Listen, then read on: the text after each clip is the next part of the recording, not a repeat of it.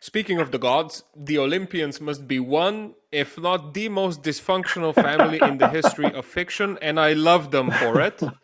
But there's just like constant betrayal on the menu. There's revenge, there's lust and vanity and Yeah. pettiness. I mean, the whole thing basically Don't starts forget with incest. Zeus. Incest, Of of course. course, Yeah. yes. The whole thing starts with Zeus castrating his children devouring Yeah. father, right? In some versions, at least. It's actually, yeah. Why are Greek gods more human than humans? I mean, seems like such a far cry from the monotheistic conceptions of Yes. the Yes. divine that are so Well, normal to us and today. just a little footnote: it's Kronos that does the severing of the genitals of Uranos. So it's Oh, Zeus's yes. father who's the castrator.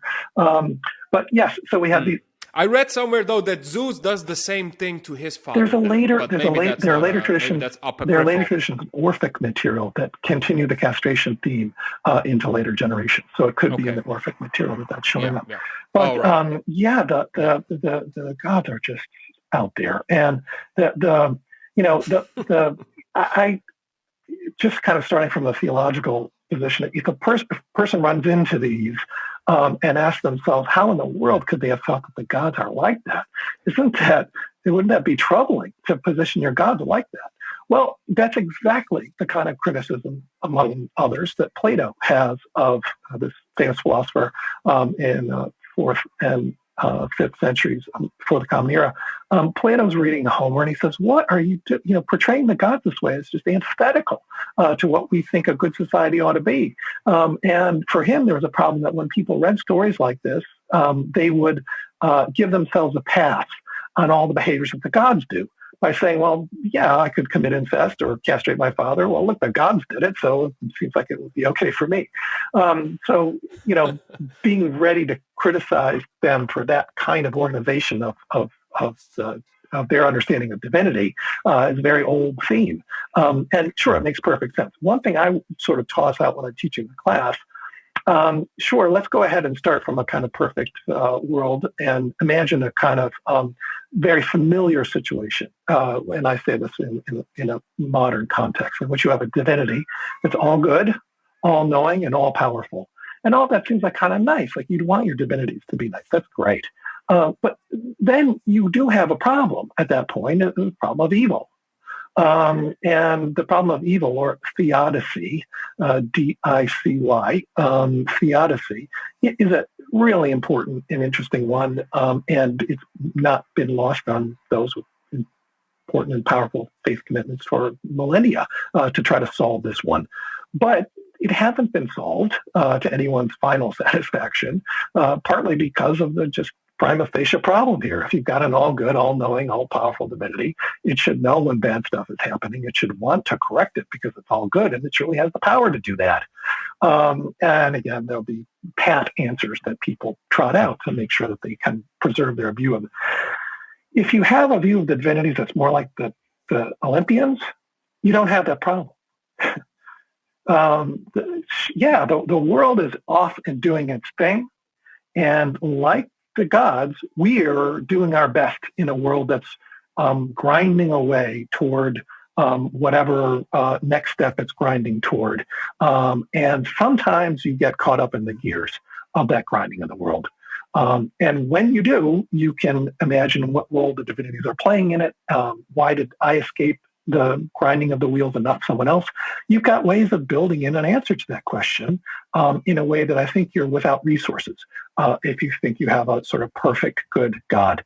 I think the explanatory power of having, for just basic human experience, the explanatory power for having gods that have rough edges, that have passions, that are distractible, that are vengeful. The explanatory power of that is pretty clear. And I wouldn't want us to lose. I think if we lose sight of that, then these gods just become a complete puzzle. And I wouldn't want. I think that's a missed opportunity for understanding. If we break down their divine status a little bit in like comic book terms, let's put it, how powerful was your Greek god? Usually, they weren't omnipresent, right? They were immortal and they had their own Yes. superpowers, but Is that Yeah. basically it, or is there No, that's anything else basically it. that I I mean, don't the know? key thing is that they don't die. That's the key thing. And that's Yeah. huge. And the hugeness of that is mappable onto the great tragedy of being a living thing. In addition to being the great marvel of being a living thing, is that you emerge and you exist and you have a consciousness, and these things are all extraordinary. The sad price for that is that all of us eventually face a terminus to that state. The idea that the gods don't face a terminus to that state is a marker for how central that is in our understanding of ourselves as creatures, what we're like, what we are. Because if you didn't have that, you'd be a completely different thing. And that's what these gods kind of start with. Now, they're also extremely powerful. So they're, I think, probably one of the best ways of thinking about them is that they're like us, only a lot more, and they don't die.